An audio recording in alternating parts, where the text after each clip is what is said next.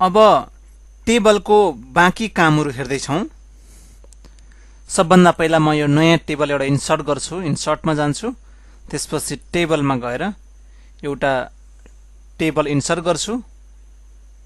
अब कोलम 3 वटा, रो चाहिँ अब यति राख्छु। जस्तो यहाँ serial number, employees name, employee name, salary, यति 3 वटा कोलम बनाउँछु। अब यसको म रिसाइज पनि गर्न चाहन्छु। यहाँ बसेर यसलाई अलिकता सानो बनाउन चाहन्छु। यसलाई यसो गरौँ। अब यहाँ बस्नु, त्यसपछि यहाँ EMPLOI इम्प्लोइ नेम गर्छु। अब इम्प्लोइ डिटेल्स गरिदिन्छु। ल अब यहाँ सिलेक्ट गर्छु, यसलाई बोल्ड, यसलाई सेन्टर। अब यति गरिसकेपछि यसलाई 1 इन्टर गरौँ, अलिकति तल बस्छ। अब यहाँ यसलाई सिलेक्ट गर्छु, बोल्ड पनि बनाइदिन्छु। अब एउटा यहाँ serial number automatically 1 2 3 serial number राख्न चाहन्छु। यसलाई यतिलाई सिलेक्ट गर्छु। सिलेक्ट गरेर यहाँ जाउँ, यो 1 2 3 यस्तो खालको राख्न चाहन्छु। सिरियल नम्बर पनि भयो। Employee name Ram, salary 15,000, Ram Karki, त्यस्तै गोपाल गुरुङ, ट्याप गरे। त्यस्तै गरी विमला थापा 25,000,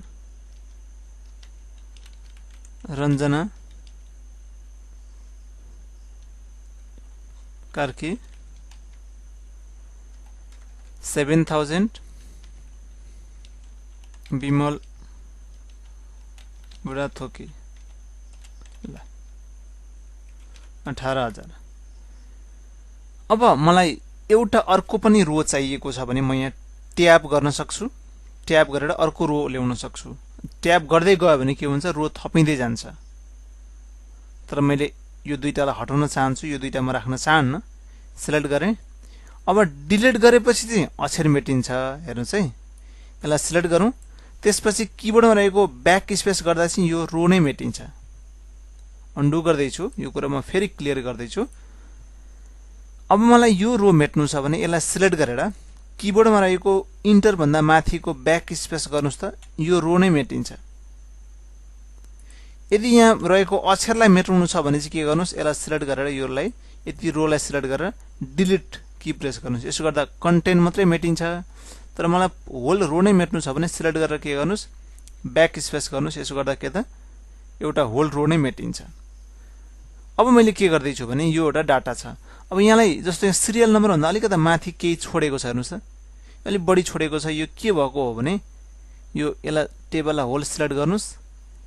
यो होम ट्याबमा गएर यहाँ स्पेसिङले बिग्रेको हो। यहाँनिर के त रिमुभ स्पेस बिफोर प्याराग्राफ भनेको छ। यसले गर्दा यो के त स्पेस छोडेको हो। अहिले स्पेस कम छोडेको छ। हेर्नुस् त, अघि स्पेस छोडेको कारणले गर्दा नमिलेको हो। अहिले मैले यो बनाएँ। अब अलिकता यसलाई म डिजाइन बनाउन चाहन्छु। यसलाई सिलेक्ट गर्छु, यो डिजाइन ट्याबमा जाउँ। यहाँ गएर अलिकता केही यसको रेडिमेड डिजाइन राखिदिउँ। यो छ। अब यहाँ अलि तल पनि केही अट्र्याक्टिभ डिजाइनहरु छन्, यसलाई युज गर्न सकिन्छ। जस्तो मैले यसलाई यस्तो बनाउन चाहन्छु। ठीक छ। अब यो मेरो के त टेबल भयो। यसलाई अलिकता सिम्पलै राख्दिउँ। जस्तो यो ठीक छ। यसमा ग्रिड चाहिँ धर्का चाहिँ भएको। ल यो अझै राम्रो भएन। जस्तो यस्तो ठीक छ। ल अब मैले यस्तो बनाएँ। अब यसलाई यसको सेटिङ चाहिँ अलिकता राख्न चाहन्छु। सिलेक्ट गर्छु। सिलेक्ट गरेर डिजाइनमा गएर यसको सेटिङ चाहिँ जस्तो यस्तो राख्न चाहन्छु। ओके, यो सेटिङ भयो। अब मेरो अपेक्षा के हो भने यो टेबललाई, यो टेबलहरुको बीचमा जुन ग्याप छ अलिकता बढाउन चाहन्छु भने यहाँ सिलेक्ट गर्छु।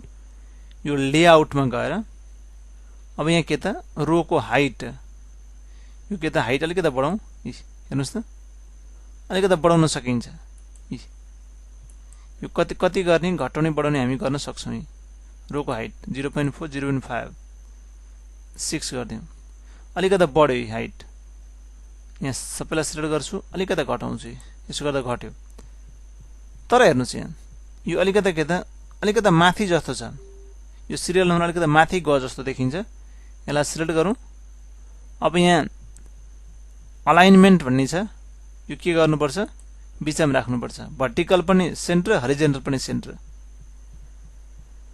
यहाँले बुझ्नु भएको छैन जस्तो लाग्यो मलाई यसलाई म अलिकता हाइट अझै बढाउँछु हेर्नुस् है यो रोको हाइट अलिकता बढाइदिन्छु ल यति राखिदिन्छु ल हेर्नुस् त यो के छ सिरियल नम्बर चाहिँ माथि देखिएको छ के इम्प्लोइ नेम माथि देखिएको छ तर यो सेलको बीचमा छैन मेरो यसलाई सिलेक्ट गर्छु सबैलाई त्यसपछि यहाँ अलाइनमेन्ट भनेको छ अलाइनमेन्ट अन्तर्गतको यो कहाँ राख्ने त यदि मैले यसलाई के त यो यसो गरेर यो पल्लो छेउ पुग्छ यसलाई मैले यो यता जान्छ यो भर्टिकल हरिजोन्टल अलाइनमेन्ट दुवै छ यो टप लेफ्ट यो के त सेन्टर लेफ्ट यो के त बटम लेफ्ट त्यस्तै गरी यो के त टप सेन्टर यो के त सेन्टर यो के हो त बटम सेन्टर अब मैले यसलाई सेन्टर राख्न चाहन्छु सबैतिर सेन्टर हुन्छ तर मेरो अपेक्षा यही हो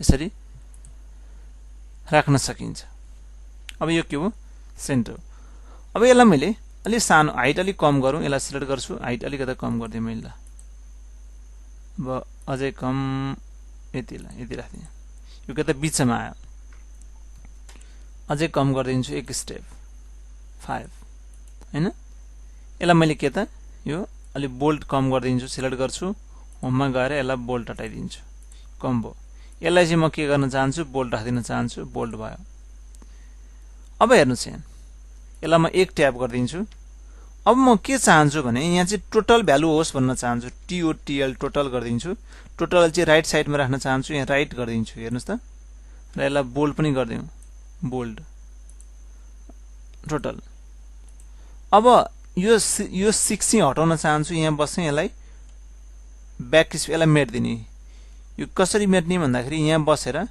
किबोर्डमा रहेको इन्टर भन्दा माथिको कीलाई हामी ब्याक स्पेस भन्छौं त्यसलाई प्रेस गरिदिनुस् मेटियो अब म यो दुईटा सेललाई म एउटै बनाउन चाहन्छु भने के गर्नुपर्छ मर्ज सेल गर्नुपर्छ जुन चाहिँ टेबल टुल अन्तर्गतको डिजाइनमा होइन कहाँ त लेआउटमा कहाँ छ मर्ज सेल भनेको छ हेर्नुस् त मर्ज सेलले यो मर्ज भयो अब यसलाई बोल्ड पनि गरिदिउँ होम ट्याबमा गएर बोल्ड पनि गरिदिउँ अब यतिलाई म जोड्न चाहन्छु अहिले के गरौँला एकछिनपछि जोडौँला अहिले चाहिँ म यतिकै बसोस् अब हेर्नुस् यहाँ लेआउटमा गइसकेपछि अब यहाँ के छ भने यो अटो फिट भन्नेको छ अटो फिटको कामहरु के छन् त्यसलाई हेरौँ जस्तो अहिले मैले यसलाई के गर्दै छु अलिकति यसलाई सानो बनाउँछु ल यति सानो बनाएँ अब यसको एरिया चाहिँ कति हो भने जस्तो यो यहाँ देखि यहाँसम्मको हाम्रो ठाउँ हो वास्तवमा एरिया भनेको हाम्रो यहाँसम्म हामीले लेख्न पाइन्छ तर यो के भइराछ यतिसम्म अटेको छ भनेपछि टेक्स्टको चौडाइ अनुसार मैले के गरे यसको कोलमलाई मिलाइदिएँ अब यहाँ टेबल भित्र बस्छु यहाँ अटो फिट भनेको छ अटोमेटिकली फिट हुने अटो फिट टु कन्टेन्ट भनेको छ हेर्नुस् त कन्टेन्ट अनुसारको कोलमको विड्थ डिटरमाइन हुने auto fit there are 3 options inside auto fit one is auto fit to content another is auto fit to window another is fixed column width auto fit to contents means to resize the column according to the content content अनुसार के गर्ने कलम को width determine हुने अर्को छ के त auto fit to window window को साइज अनुसार जस्तो विन्डो को साइज भनेको अहिले कहाँसम्म छ यहाँ हेर्नु त यहाँसम्म छ यो पुरै ढाकेर चाहिँ टेबल बस्नको लागि म यसलाई सिलेक्ट गरेर लेआउटमा गएर यहाँ अटो फिट टु विन्डो गरिदिनु पर्छ यसो गर्दा के हुन्छ पुरा विन्डोको साइज जति छ त्यति नै पुरै के गर्छ यसले ओ गर्छ अब यो फिक्स्ड कलम विड्थ भनेको चाहिँ के हो भने सबभन्दा पहिला यसलाई मैले के गर्छु अटो फिट टु कन्टेन्ट गर्दिन्छु अब हेर्नुस् यहाँ जस्तो यहाँ जब यहाँ गोपाल गुरुङ थापा यसरी लेख्दै जान्छु के त कोलमको चौडाइ बढ्दै जान्छ अक्षर बढ्दै जाँदाखेरि कोलमको चौडाइ बढ्दै जान्छ यदि मैले त्यो टेबललाई अटो फिट टु कन्टेन्ट गरेको छु भने अब हेर्नुस् यहाँ मैले लेख्दै गएँ कोलमको विड्थ बढ्दै गयो तर अब मैले यो लेख्दाखेरि नबढोस् यसलाई म फिक्स गर्न चाहन्छु भने यो अवस्थामा हामी के गर्न सक्छौं फिक्स्ड कलम विड्थ गर्न सक्छौं अबको कोलमको विड्थ के भयो फिक्स्ड भयो अब अक्षर बढ्यो भने के हुन्छ रोको हाइट चाहिँ बढ्दै जान्छ तर कोलमको विड्थ चाहिँ बढ्दैन हेर्नुस् त यसरी हामी के त कोलमको विड्थलाई के गर्न सक्छौं फिक्स्ड गर्न सक्छौं अब फेरि विन्डोको साइज अनुसार बढोस् भन्नको लागि के गर्ने यहाँ बसे अटो फिट टु विन्डो गरिदिनु पर्छ पुरा विड्थ बढ्छ यसलाई म मेटिदिन्छु यसरी auto fit to window fixed column width र अटो फिट टु कन्टेन्ट गर्न सक्दछौं यी त भए अटो फिट भित्र रहेका कमान्डहरु त्यस्तै गरी अर्को यहाँ के छ भने अलाइनमेन्ट छ जुन हामीले यो हेर्यौं यसलाई अझै प्रष्ट पार्नको लागि मैले एउटा सानो एउटा सेल बनाउँछु यहाँ बसे इन्सर्टमा गएर यहाँ टेबलमा गएर एउटा मात्रै बनाउँछु र यसलाई अलि ठूलो बनाउँछु जस्तो यहाँनिर मैले नेम लेखेँ अहिले यो नेम यो सेलमा के त सबभन्दा टपमा छ र लेफ्टमा छ हरिजन्टली लेफ्ट सेन्टर राइट हुन्छ भर्टिकली टप सेन्टर बटम हुन्छ अहिले यो हरिजन्टली के छ लेफ्ट छ भर्टिकल टप छ मैले यसलाई नेमलाई यो तल राख्न चाहन्छु भर्टिकल के हुन्छ बटम हुन्छ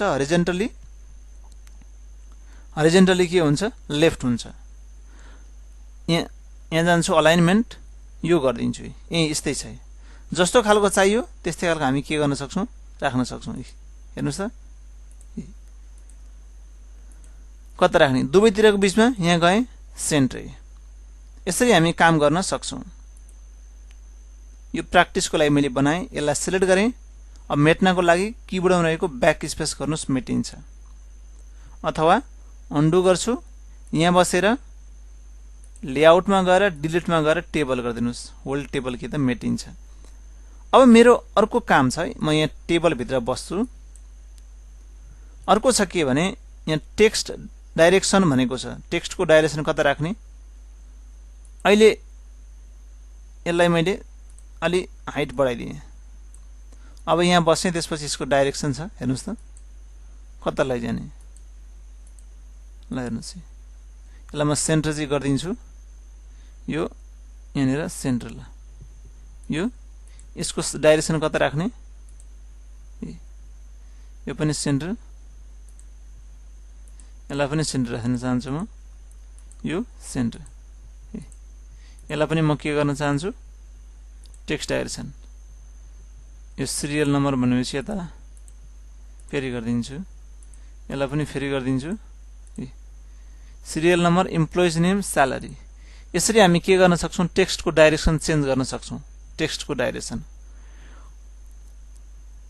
अब यहाँ सेल मार्जिन भनेको छ बाइ डिफल्ट सेलको मार्जिन कति राख्ने भन्ने कुरा हुन्छ जस्तो यो सेललाई मैले सिलेक्ट गरे भने यो सेललाई अलिकता यहाँनिर अलिकता लेफ्टतिर छोडेको छ भनेपछि मार्जिन अलिकता छोडेको हुन्छ त्यसैले के त यहाँ गएर सेल मार्जिनमा गए भने के छ टपमा 0 बटममा पनि 0 लेफ्टमा चाहिँ 0.8 भनेर छोडेको छ यसलाई हामी घटाउन बढाउन सक्छौं मैले यसलाई लेफ्टमा चाहिँ 0.15 गर्दिए लेफ्टतिर अलिकता बढी छोडेको हुन्छ हेर्नुस् त यहाँ देखिने आछन् अलिकता बढी छोडेको हुन्छ अन्डु गरिदिन्छु ल यसरी हामी मार्जिन छोड्न सक्दछौं